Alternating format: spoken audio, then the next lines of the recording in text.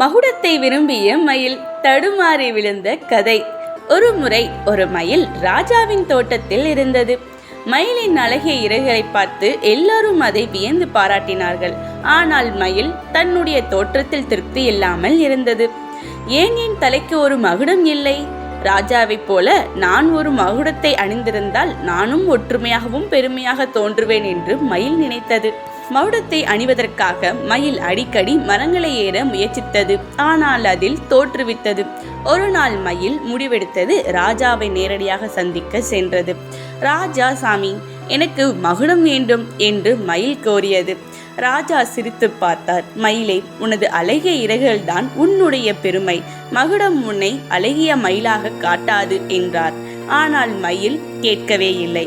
கடைசியாக ராஜா ஒரு பெரிய மகுடத்தை மயிலுக்கு கொடுத்தார். மகுடத்தை தலையில் வைத்து மகிழ்ச்சியாக நடந்து சென்ற மயில் திடீரென கீழே விழுந்தது. அதனால் செல்ல முடியவில்லை. அதன் கழுத்து வலிக்க தொடங்கியது. பின்பு அது மகுடத்தை கீழே போட்டுவிட்டு அது தானாகவே நடந்து செல்ல ஆரம்பித்தது.